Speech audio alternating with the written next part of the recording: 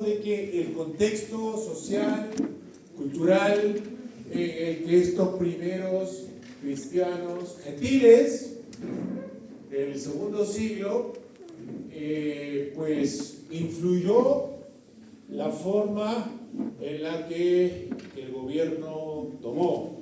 Pero el propósito principal de estos cambios era, entiéndase, salvaguardar dos cosas muy importantes que vamos a ver en el transcurso de estos días.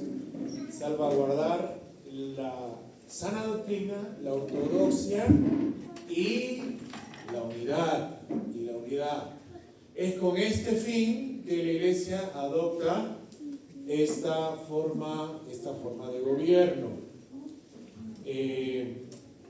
Se acuerden de que lo que motiva a Ignacio a decirle a los cristianos que les escribía a que se mantengan fieles a su obispo era que cuál era el peligro que tenían ellos, que tenían que alejarse y que por lo que tenían que estar cerca a su obispo. ¿Se acuerdan? ¿Cuál era el peligro que amenazaba a los esmirnianos? Por el cual ellos decían, sométanse a su obispo. La era sana, ¿se acuerdan? La era sana doctrina de ser que había algunos que negaban de que Jesús había venido en la carne. Estamos hablando de esto con una hermana abajo y estábamos viendo de que, a ver, esto tal vez nos pueda ser un poco difícil de aceptar y de creer, pero ¿se acuerdan que nosotros ya citamos ese pasaje en Hechos 20 en el que Pablo le encarga el cuidado de la iglesia al grupo de ancianos, obispos de la iglesia de Éfeso? ¿Se acuerdan? ¿Qué les dice Pablo?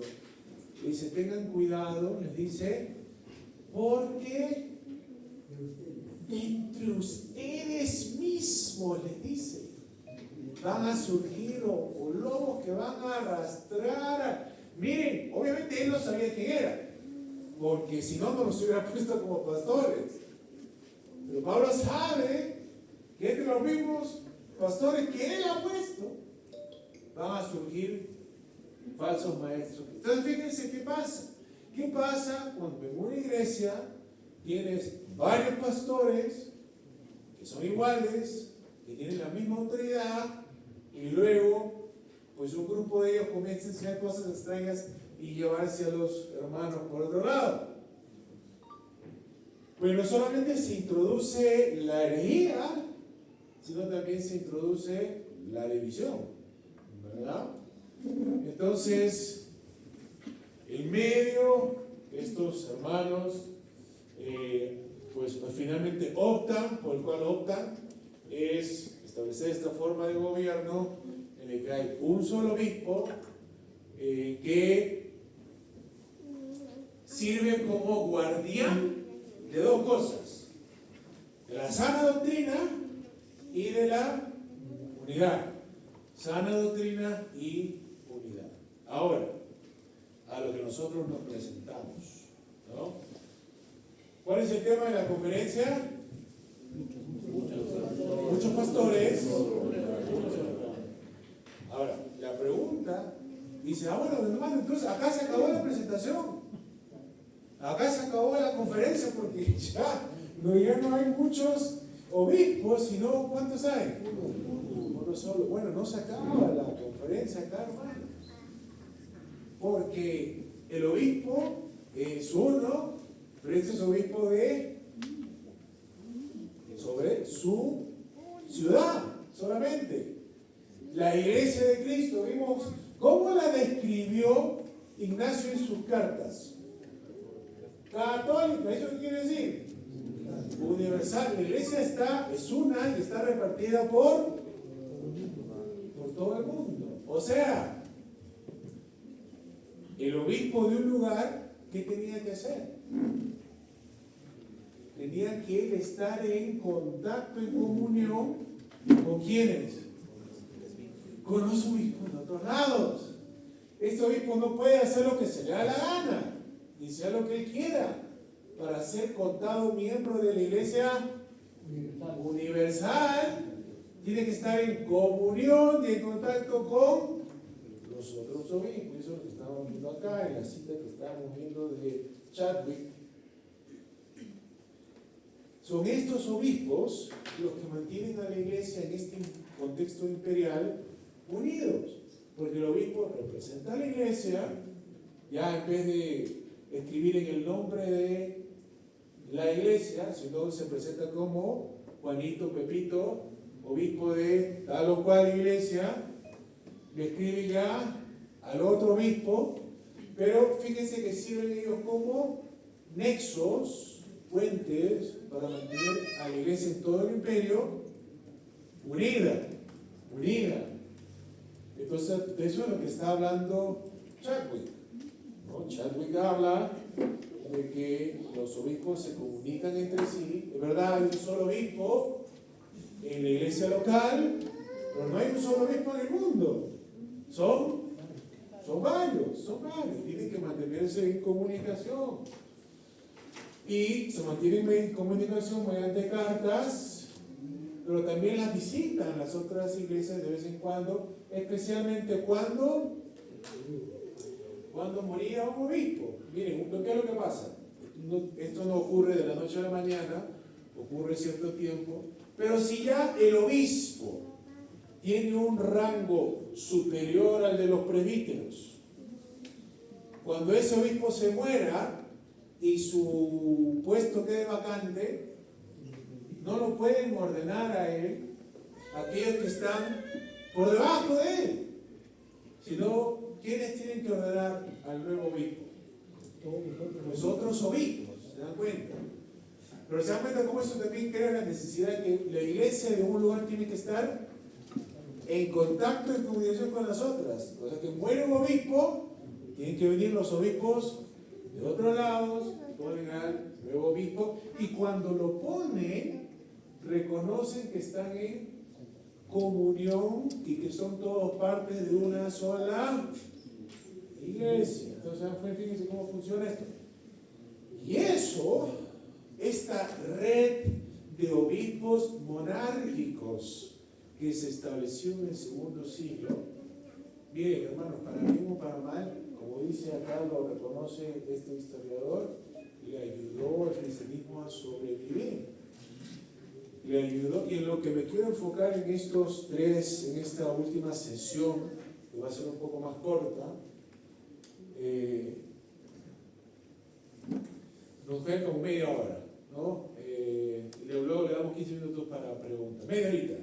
En esta media horita que nos queda, lo que quiero ver es que se entienda el legado tan importante de estos obispos del segundo siglo.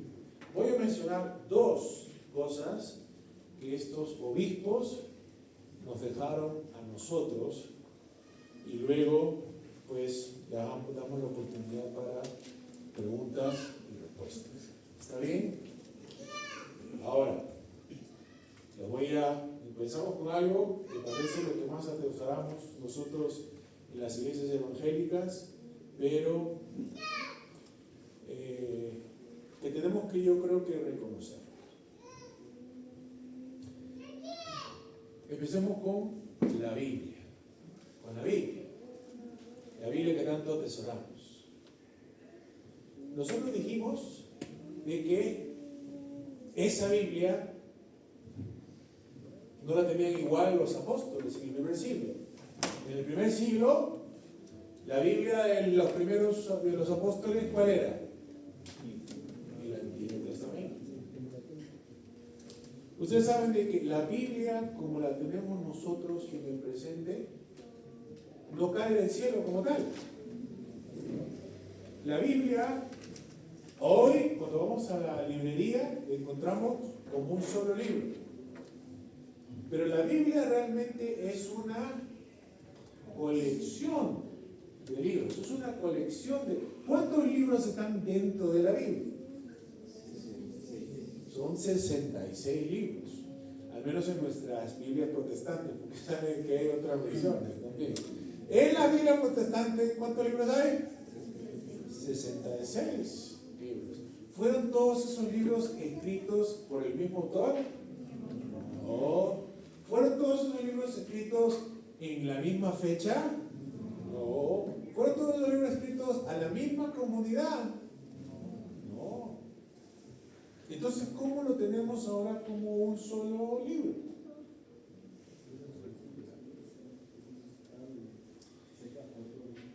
Bueno, eso es lo que el hermano dice, que los concilios, eso se dice muchas veces, pero si bien hay concilios locales que identifican los libros que se reconocen en cada región, no hay un concilio universal que identifique un solo canon, una lista de libros para toda la iglesia.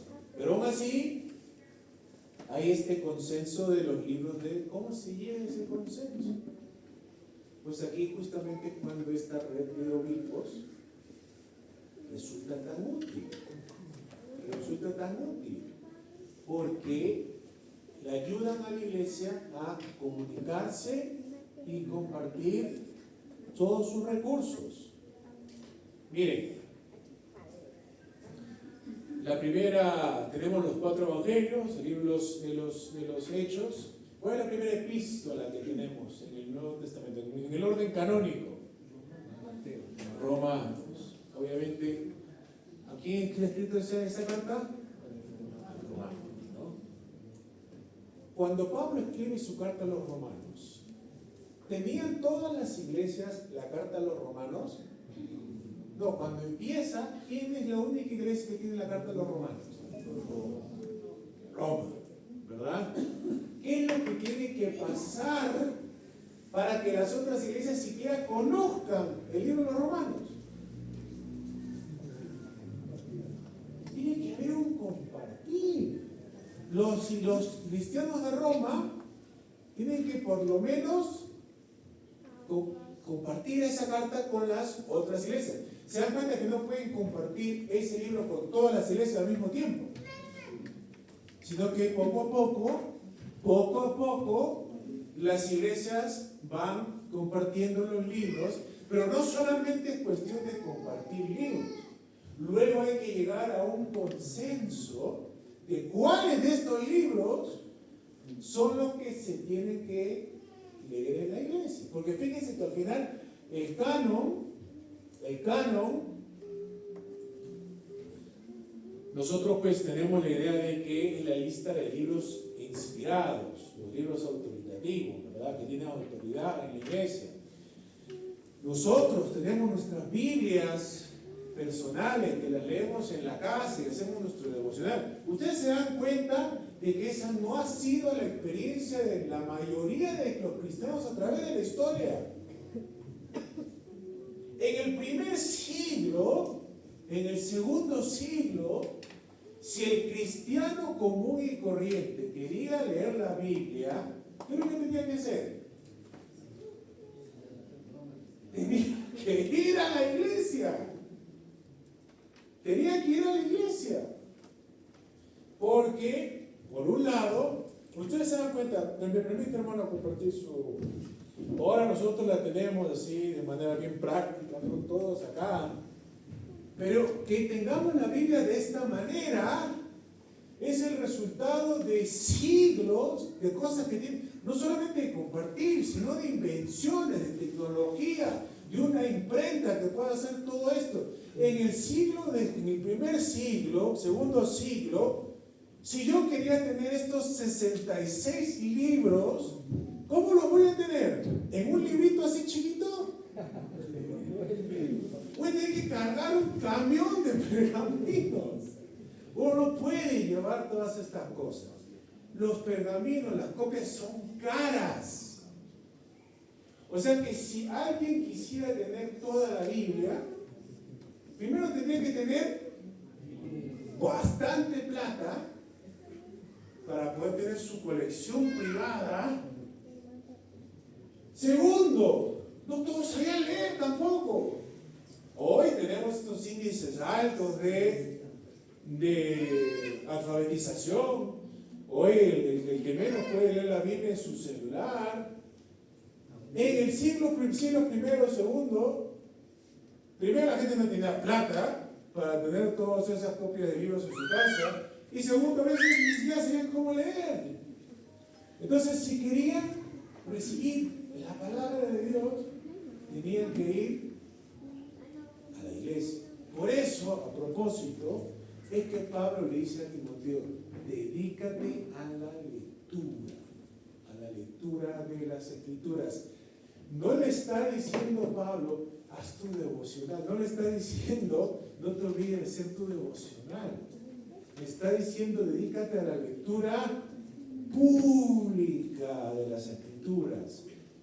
Pase el tiempo cuando se reúnan, léele porciones largas de la Biblia para que la gente reciba la palabra de Dios. ¿Para qué les digo todo esto? Entonces, volviendo a nuestra discusión, la pregunta del canon es: ¿cuáles son los libros que se tienen que leer en el culto de la iglesia? Porque, como saben, en ese tiempo hemos visto los libros del Nuevo Testamento no eran los únicos libros que existían. Había otros libros que se estaban pasando. ¿Se acuerdan que hablamos de los padres apostólicos? Hablamos de Primera de Clemente, hablamos de las cartas de Ignacio.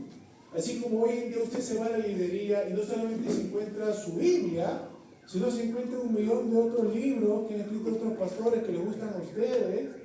Así también en ese tiempo había otros libros. Y no había una sola Biblia así coleccionada. Entonces la pregunta es: ¿cuáles son los libros que se tienen que leer en la iglesia?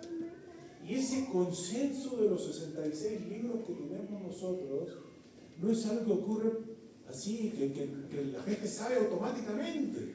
Es algo que se desarrolla con el tiempo. A ver, una pregunta, a ver quién me puede responder aquí.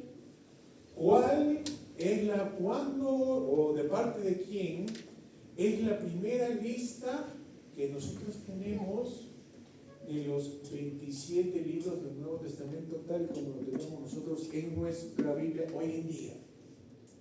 ¿Saben quién? ¿En qué fecha? Es en el siglo IV. Es en el siglo IV. Esto no quiere decir de que para el siglo IV los cristianos recién conocen esos libros, ¿no? Pero que para ese rato tenemos por primera vez una lista de los 27 libros tal y como los tenemos nosotros en el presente. ¿Y saben quién escribe esa lista? Pues justamente un obispo.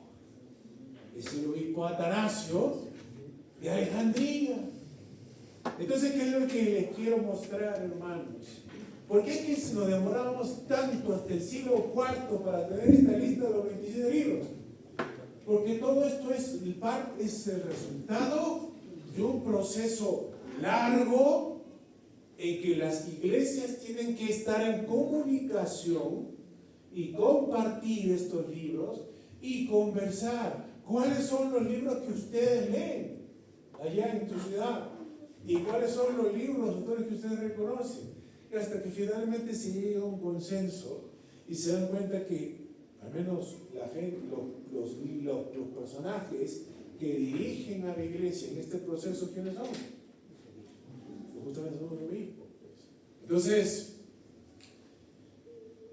obviamente nosotros, miren lo que no podemos decir.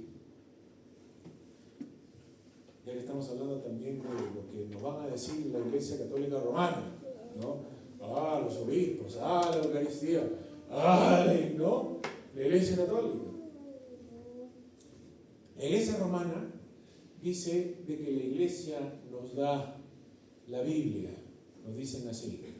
Los protestantes responden y dicen no, porque la Biblia tiene autoridad por encima de la iglesia, porque por encima de la iglesia está Dios y su palabra.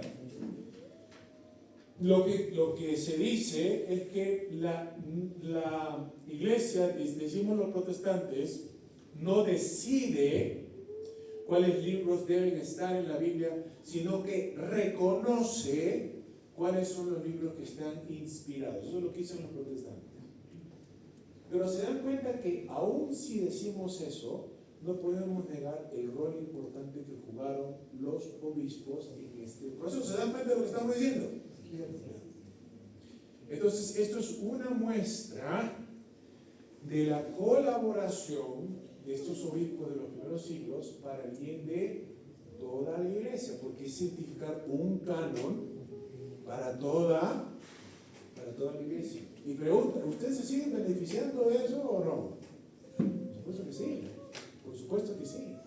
La Biblia que ustedes tienen ahí no la tendrían, obviamente, si Dios, por sobre todas las cosas, por su dirección del Espíritu Santo, también hubiera enviado a esta iglesia bajo estos líderes para que reconocieran los 27 libros que tenemos ahora como el Nuevo Testamento. ¿Está bien? Otra cosa más para terminar esta segunda sesión, que es más corta. Les dije que eso eran 30 minutos.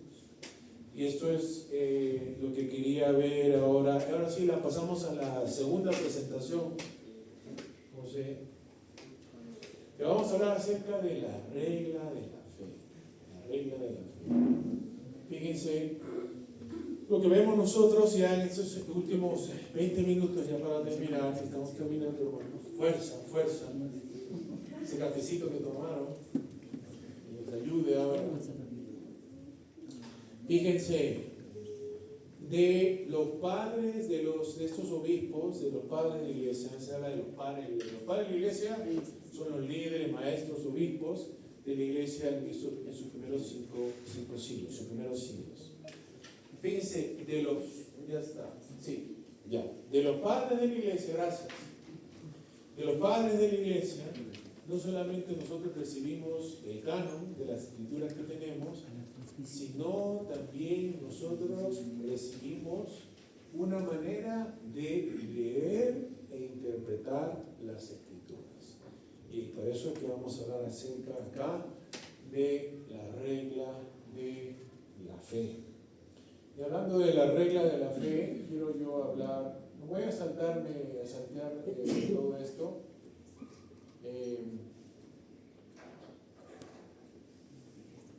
Hablando un poco ahora de Ireneo. Ireneo fue un obispo monárquico de fines del siglo II que pastoreó en lo que hoy en día es Francia. Él era más del Oriente, pero finalmente él llega a Francia y se establece ahí como obispo. Y bueno, Ireneo es famoso por una obra que él escribe que se llama Contra las herejías. Y entonces, Ireneo se encuentra con estos herejes que enseñaban cosas contrarias a la enseñanza de los apóstoles. Ya mencionamos nosotros la herejía del docetismo. ¿Se acuerdan que lo mencionamos al docetismo? ¿Qué enseñaba el docetismo? A ver, para que se me despierte. ¿Qué enseñaba el docetismo? Que Jesucristo parecía hombre, por el docetismo viene de la palabra griega dokeo, que es parecer, apariencia. Parece hombre, pero no es hombre, ¿verdad? No es espíritu, ¿verdad? El docetismo era parte de una corriente más grande que se conocía como el gnosticismo. El gnosticismo. El gnosticismo se han escuchado, ¿verdad? Gnosticismo viene de la palabra no, sin conocimiento, esta idea de que uno es salvo por medio de un conocimiento espiritual más profundo que uno tiene que tener, ¿verdad? Y entonces, ¿saben? Ireneo pues responde a estas herejías, a estos herejes, a estos gnósticos. Ireneo también nos dice aquí que los herejes, los gnósticos, en algunos casos apelaban a las escrituras para tratar de defender sus, claro, sus posturas.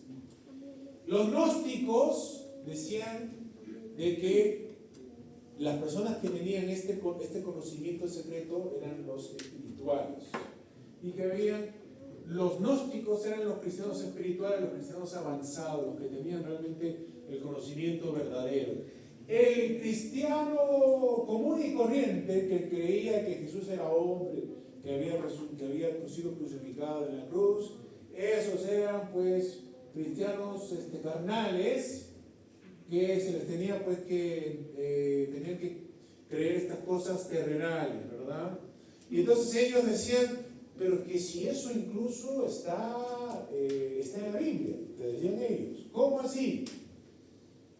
Pues Pablo le había dicho a los corintios de que no les podía hablar como a espirituales, sino como a carnales, ¿verdad? Y entonces los gnósticos decían, ya ven, dentro de la iglesia de los apóstoles hay dos tipos de cristianos, decían los gnósticos, los carnales y los espirituales. Y ellos decían, nosotros los gnósticos somos los espirituales, nosotros somos los que tenemos esta verdadera entendimiento, este verdadero conocimiento de la fe, ¿verdad? Y ellos creían pues de que, como ya hemos dicho, ¿no? Dios supremo no es el creador de este mundo. El problema con los gnósticos es de que de manera general ellos desprecian el mundo material. Por eso es que para ellos Jesús no puede encarnarse, porque Jesús es el Hijo de Dios, es un ser espiritual, y si es un ser verdaderamente espiritual no se puede mezclar con qué cosas. La carne, pues la carne sucia es inferior, y si la carne sucia es inferior, el Dios supremo tampoco lo puede haber creado, porque sería, por eso ellos decían que hay un demiurgo, un Dios inferior, que fue el que creó esta. Entonces para ellos no hay encarnación, el Hijo no se hace hombre, tampoco no puede haber una crucifixión, tampoco no hay una resurrección, no hay nada, pues, ¿no?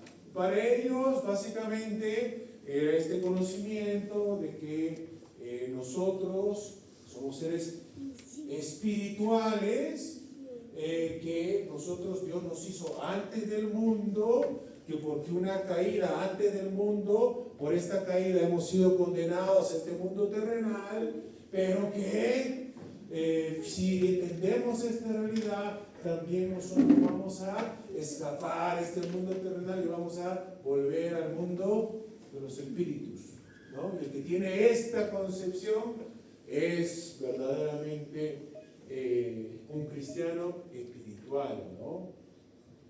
A propósito, cuidado con predicar un evangelio gnóstico.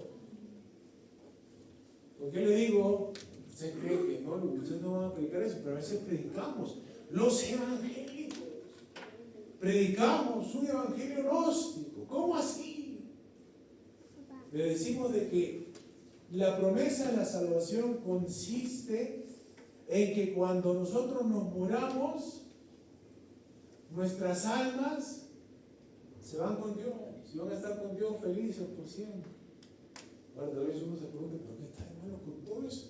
Eso yo le he dicho a todas las personas que he evangelizado. ¿Acaso esa es la esperanza del evangelio, hermano? De que nuestra alma se vaya con Dios para estar con Él para siempre. Le voy a decir cuál es la esperanza que la Biblia presenta. ¿Cuál es la esperanza que la Biblia presenta?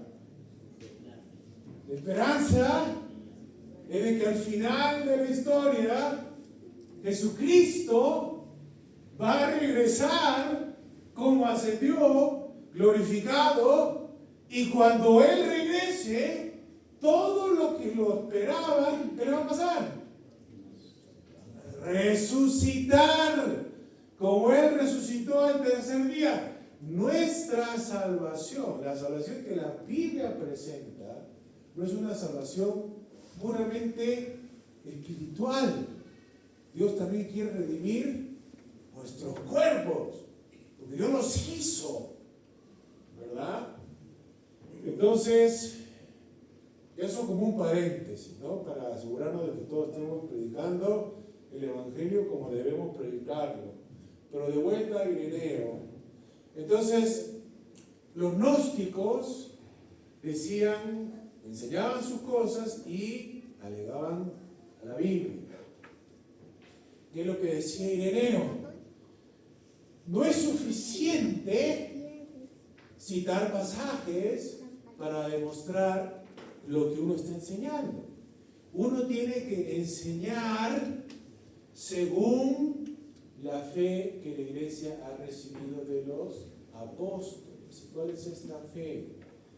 Bueno, acá, justamente como fruto de estas comunicaciones, interacciones, intercambios entre los obispos del segundo siglo, vemos que empieza a surgir este concepto de la regla de la fe. La regla de la fe. Y básicamente, ¿qué cosa es? Básicamente, la regla de la fe son los primeros resúmenes de la fe cristiana, que nos presentan no solamente que nos presentan cuál es el mensaje de las Escrituras, cómo se tienen que interpretar las Escrituras. Y acá es donde vamos a ver nosotros, vamos a leer algunas citas de estos obispos, algunos de estos padres, en las que se nos va a presentar la regla de la fe. Vamos a hacer un ejercicio, a ver, para que todo el mundo se me despierte. Miren,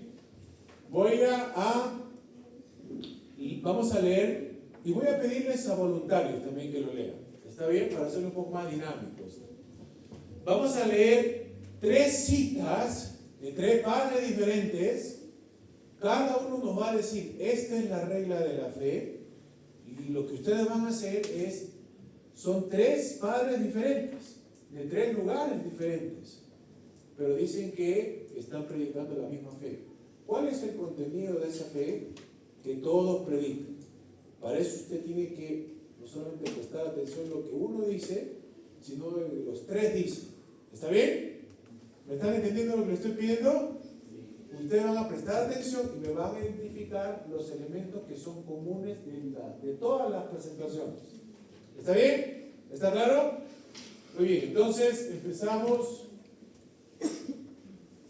con esta primera cita de Ireneo. A ver, un voluntario, hombre, mujer, que quiera leer, por favor. A ver, alguien levante la mano, por favor. A ver, hermana de morado, por favor. A ver, fuerte, hermana. He aquí la regla de nuestra fe, el fundamento del edificio y la base de nuestra conducta. Dios Padre, increado, ilimitado, invisible, único Dios, creador del universo. Este es el primer y principal artículo. Siga. El segundo es, el Verbo es Dios, Hijo de Dios. El Verbo de Dios, Hijo de Dios, Jesucristo nuestro Señor, que se ha aparecido a los profetas según el designio de su profecía y según la economía dispuesta por el Padre. Por medio de Él ha sido creado el universo. Sí, hermano, por favor. Además, al fin de los tiempos, para recapitular todas las cosas, se hizo hombre entre los hombres, visible y tangible, para destruir la muerte, para manifestar la vida y restablecer la comunión entre Dios y el hombre. Última. Y como tercer artículo, el Espíritu Santo, por cuyo poder los profetas han profetizado y los padres han sido instruidos en lo que concierne a Dios, y los justos han sido guiados por el camino de la justicia, y que al fin de los tiempos ha sido difundido de un modo nuevo sobre la humanidad, por toda la tierra, renovando al hombre para Dios. Muy bien, acabamos de leer, gracias hermana, a Ireneo, obispo de Lyon, que es en Francia. Ahora vamos a leer Tertuliano, él es un maestro de África, de Cartago. Estamos en otra parte del imperio, otro autor, más o menos al mismo tiempo. Él va a dar su resumen de la fe cristiana. y van a ver ustedes qué tiene de parecido. A ver, otro voluntario, o varón, mujer. A ver, hermano amarillo, por favor, fuerte. Ahora bien, y para que la distinción confesemos lo que sentimos aquí naturalmente, según la cual se cree que hay un solo Dios y no distinto, el creador del mundo que produce de la nada todas las cosas mediante su Hijo emitido antes de todas ellas. Sigue, hermano. Que este Hijo llamado su Hijo, visto desde esa forma, en nombre de Dios, por los patriarcas, oído siempre en los profetas, descendiendo finalmente por el Espíritu y por de Dios Padre a la Virgen María. Eso carne en su seno y nacido de ella fue Jesucristo.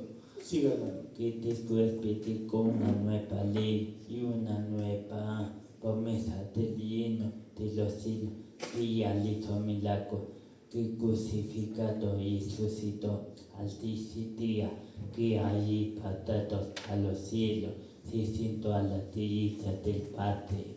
Sigue, hermano. Que envió la fuerza vicaria del Espíritu Santo para que haya los creyentes que adivinen con esplendor, para tomar a los santos con destino al goce de la vida y de las promesas celestiales, y para condenar a los malvados al fuego eterno, luego que realizada la resurrección de ambas partes, junto con la resurrección de la carne.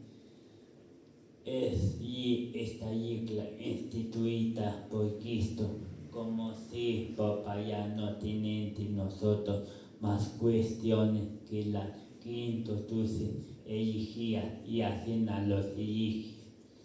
Gracias, gracias, hermano. A ver, miren, este es el Tertuliano en África. Vimos de Ireneo en Francia, Tertuliano en África. Vamos a leer una más.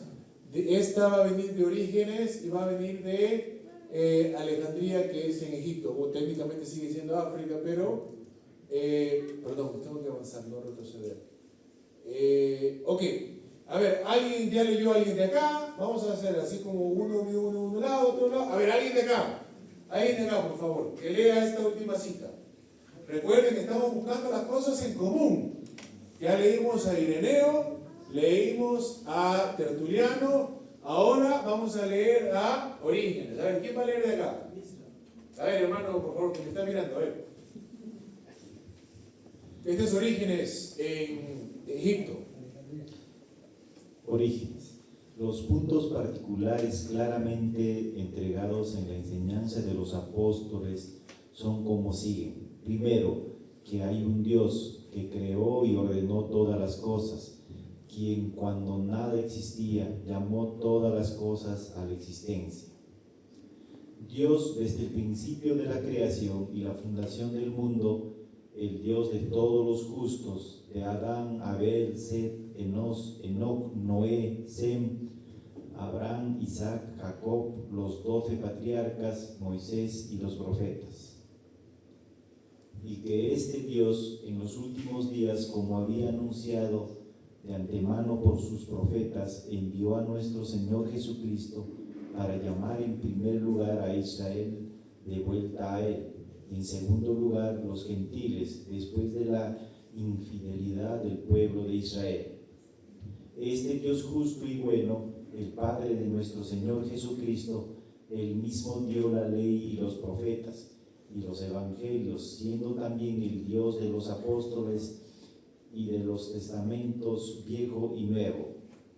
En segundo lugar, aquel Jesucristo mismo que vino al mundo, nació del Padre antes de todas las criaturas, y después de haber sido el siervo del Padre en la creación de todas las cosas.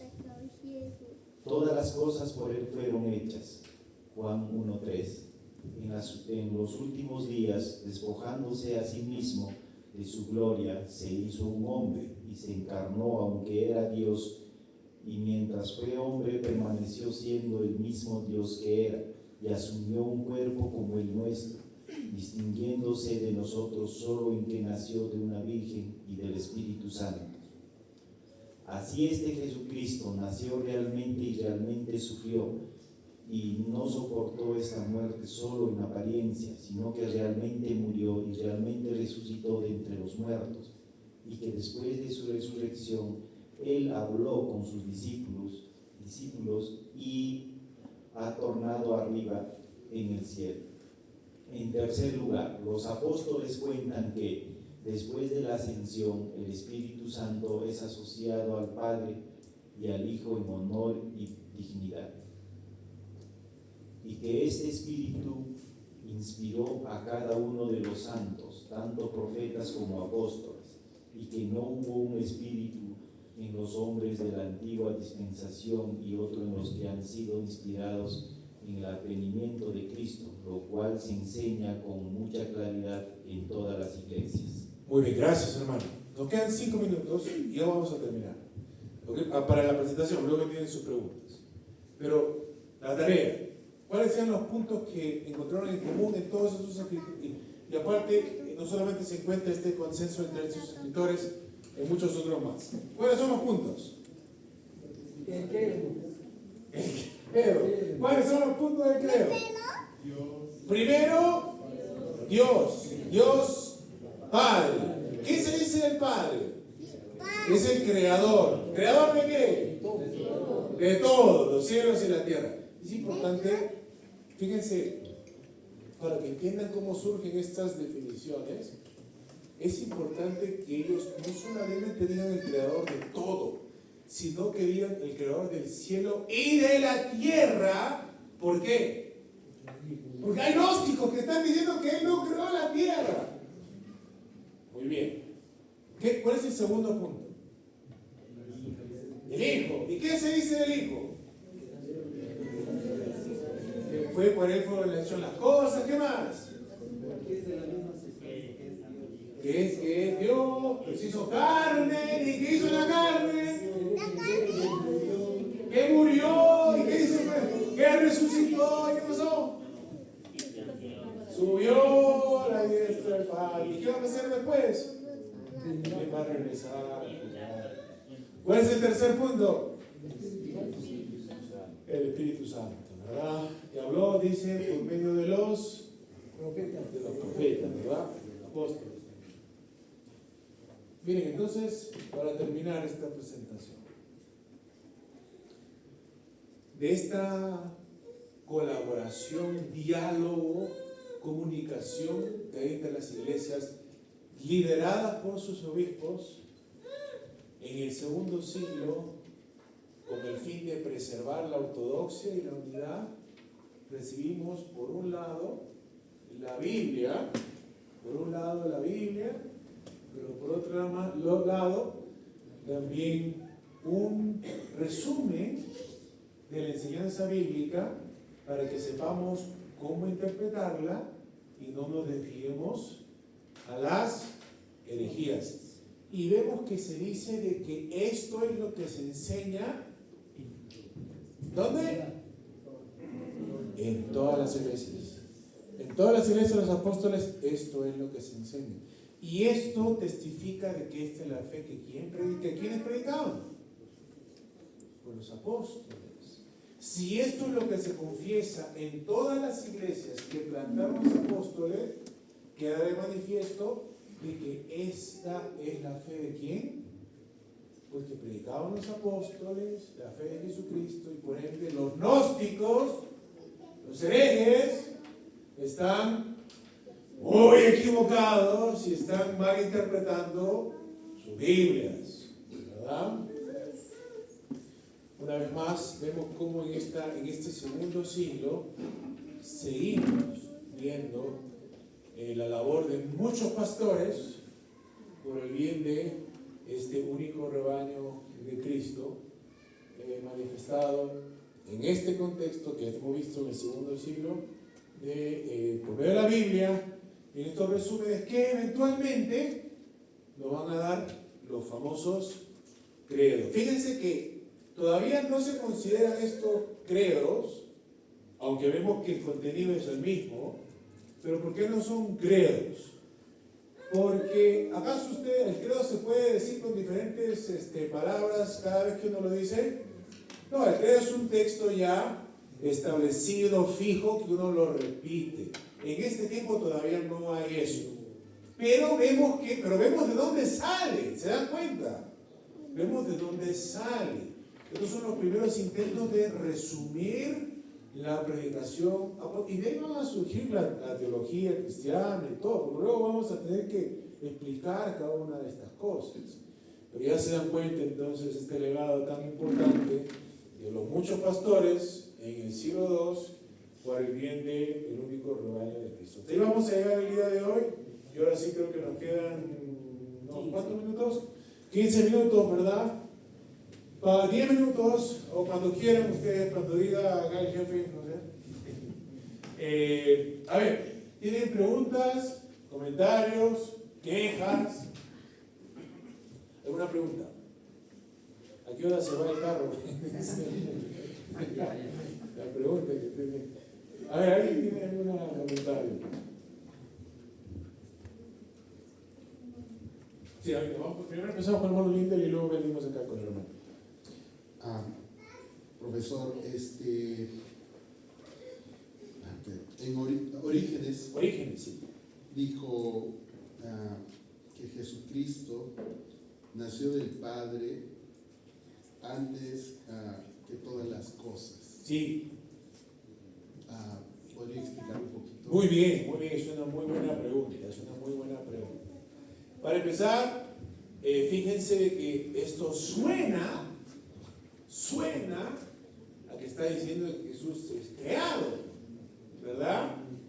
Suena a eso, que el Hijo es inferior al Padre, porque es una criatura.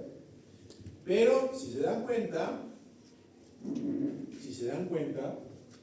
en el resto de la cita también se le dijo a Jesús, se le denominó Dios también. No sé si dieron cuenta de eso. Orígenes, por un lado dice que nació del Padre, pero por otro lado te dice que es Dios. Entonces, ¿cómo funciona eso? Lo vamos a ver más claro cuando hablemos del Concilio de Nicea, pero le vamos a dar un adelanto. Los padres usaban este lenguaje de que el Hijo había nacido del Padre. ¿Por qué? ¿Por qué hablaban de esa manera? Bueno, al Hijo se le llama Hijo, ¿verdad? ¿Cuál es la relación entre un padre y un hijo? A ver, ¿por qué? Explíquenme. ¿Cuál es la relación entre un padre y un hijo? El padre, como dice la Biblia, engendra. ¿Se acuerdan que dicen así en la Biblia, verdad? Jacob engendró a Abraham, engendró a Isaac engendró a Jacob engendró. Los padres engendran a sus hijos, por eso son hijos, son padres. ¿Está bien? Entonces dice, en algún sentido, el padre tiene que engendrar al hijo porque si no, no sería su padre. Pero, clave, importante, para que no se me desvíe a la herejía ninguno acá. ¿Cuándo es que ocurre esta generación? ¿Qué es lo que dice Orígenes? De la Virgen. Bueno, no está hablando de eso. Fíjense, no está hablando de eso. Para que no nos confundamos. Fíjense la diferencia. Lo que pasa en la Virgen es la encarnación, cuando el Dios Verbo se hace carne, se hace hombre. Cuando acá dice que el Padre engendra al Hijo, que nace, no está hablando de cuando lo engendra como humano, sino de su origen divino. Pero dice que es nacido del Padre, dice antes de todos los siglos, es decir, antes del tiempo. ¿Y antes del tiempo qué cosa hay? Dios. Eternidad. Entonces, Orígenes dice que el hijo es engendrado. Es engendrado porque es hijo, pero es engendrado eternamente, eternamente, eternamente. Vamos a ver que en Nicea es muy importante que se afirme que es hijo. ¿Por qué? Eso es un adelanto, ¿verdad? Para que vuelvan mañana y pasado, ¿verdad? Y después. A ver, miren, lo voy a dar un adelanto para que vean lo importante para estos padres de primer siglo. Quiere decir que él es engendrado. Perdónenme si esta ilustración les parece un poco vulgar, pero a mí me sirve muy bien porque me parece que sí. ¿Cuántos acá han escuchado de el cuento de Pinocho? ¿Cómo es el cuento de Pinocho? ¿Lo dan o no? Levanten la mano si han escuchado para que sepa. La mayoría. ¿Conocen ustedes quién es Geppetto, verdad? Geppetto. Geppetto quería un hijo, ¿verdad? Pero no podía tener un hijo.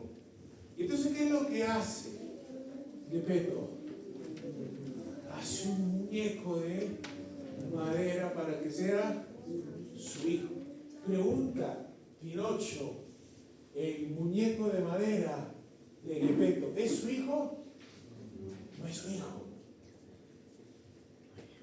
Él lo hace con sus manos, pero se da cuenta que no es carne de carne, es madera.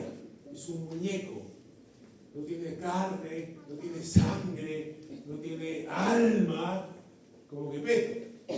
Si Geppetto tiene un hijo verdaderamente, ese hijo tiene que ser tan humano como es Geppetto, o Geppetto, no me acuerdo cómo se pronuncia. El credo va a decir que el hijo es engendrado, no creado, o sea, sale del Padre como hijo, no es hecho por así como el hijo de su hijo, sus hijos, ustedes lo fabrican con un material extraño, diferente a usted, o sale de ustedes. Sale de ustedes, y si sale de ustedes, es tan humano como ustedes. Entonces, ¿qué van a decir los padres? Si el hijo verdaderamente es hijo, si el Padre es divino, ¿qué cosa tiene que ser el Hijo? Si el Padre es eterno, ¿qué tiene que ser el Hijo? Eterno. Por eso el credo va a decir, engendrado, no creado, dice luz de luz, Dios verdadero, de Dios verdadero. ¿Verdad? Porque es hijo, porque es el verdadero hijo. Pero, Orígenes va a decir, es una generación eterna, que ocurre en la eternidad, antes del tiempo. No es que en un momento el padre no tiene hijo y en otro momento no tiene hijo. No, esto es eternamente, eternamente. Y por eso, para terminar, la respuesta esta, por un lado, Orígenes puede decir, nacido del Padre, pero por otro lado lo llama, ¿qué cosa? Lo llama Dios. Lo llama Dios, ¿verdad? Y así pues. ¿Está claro? Esto es un adelanto. Nosotros ya no hablamos de esa manera, para ser claros también, tantos. En ningún lado normalmente se habla de nacido del Padre, ¿no? Justamente porque puede ser fácilmente malinterpretado. Y vamos a ver que eso es un problema que surge con Arrio, con el concilio de Nicea.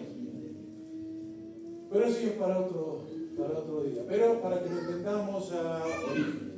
¿Alguna otra pregunta? Perdón, hermana, tenía una pregunta, perdón.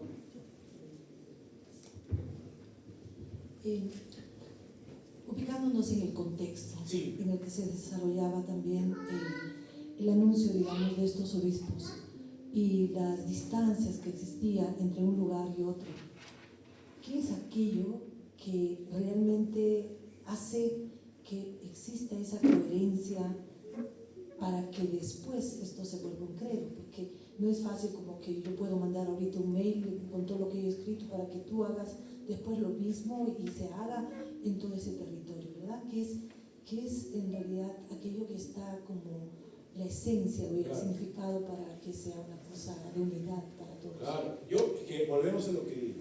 ¿Saben qué?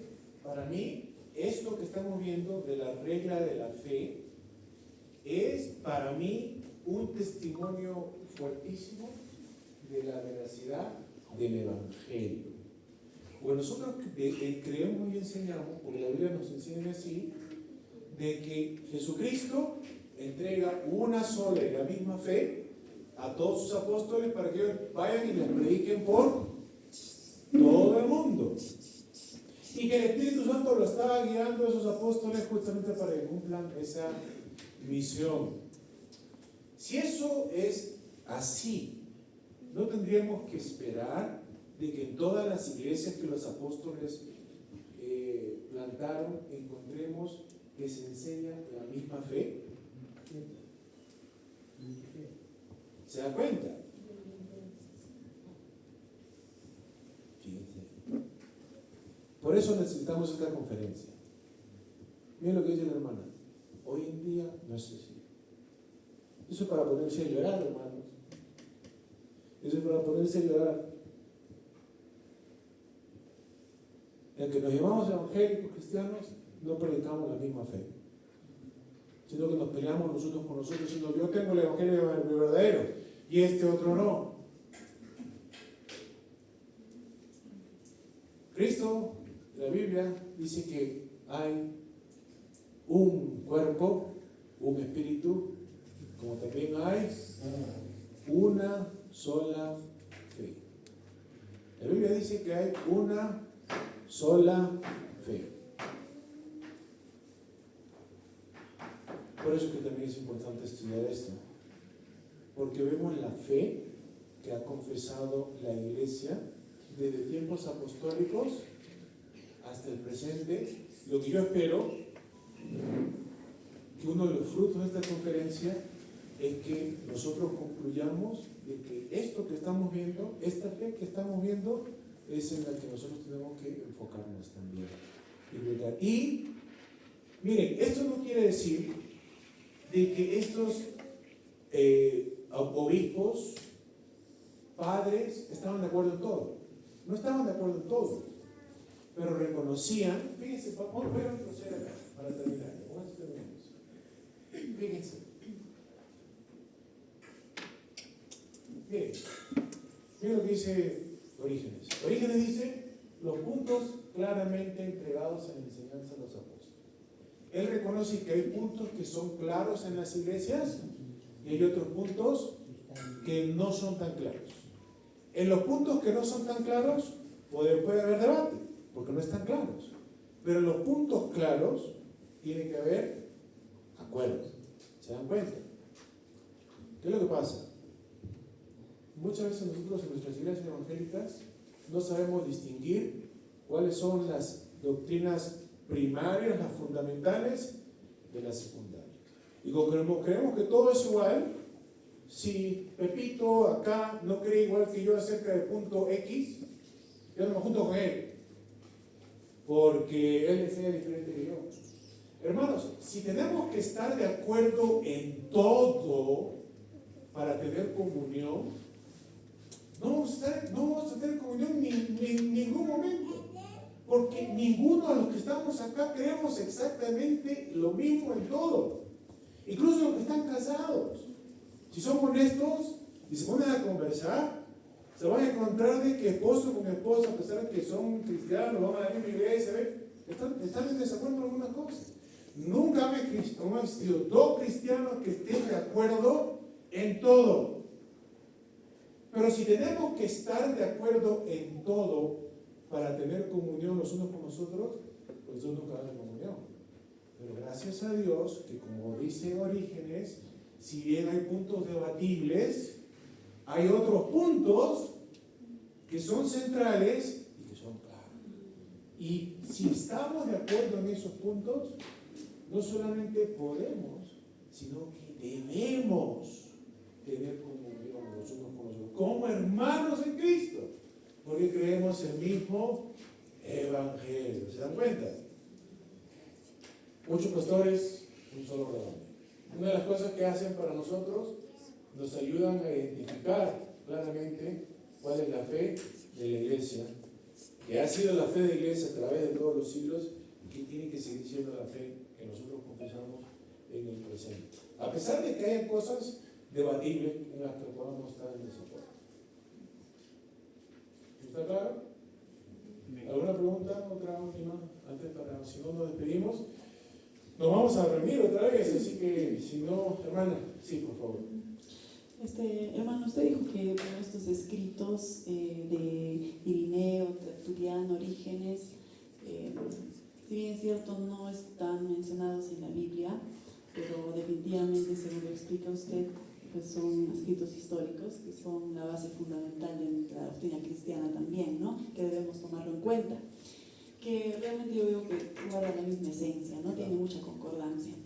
En ese sentido, podríamos decir entonces que los libros apócrifos también serían válidos, pero para utilizarlos como fuente histórica, no tal vez como fuente espiritual, pero sí histórica. Sí, bueno, los protestantes han reconocido que los libros apócrifos pueden servir como fuente de conocimiento histórico. Eso es algo que se ha reconocido. El problema que tienen los protestantes con los apócrifos es el intento de tratar de sacar doctrina de ellos. Y a propósito, para ver cómo se relaciona esto acá, miren hermanos, todas estas cosas que se han mencionado se pueden demostrar fácilmente de la Biblia. No estamos diciendo acá que tengamos que creer cualquiera de estas cosas porque lo dijeron ellos. Ellos son testimonio de esta fe que empieza con los apóstoles y persiste, continúa por los siglos hasta el presente. Ninguna de estas cosas que van a decir ellos acá no se pueden demostrar fácilmente de las Escrituras.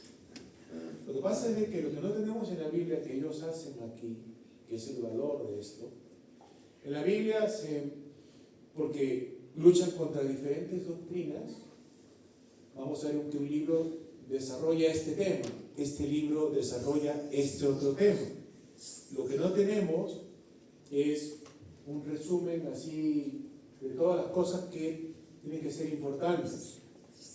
Y eso es lo que encontramos acá. Esa es la contribución teológica de estos primeros resúmenes, justamente que intentan resumir los principales puntos de doctrina bíblica. Pero fíjense, si no se han dado cuenta, incluso la estructura de estos resúmenes es bíblica.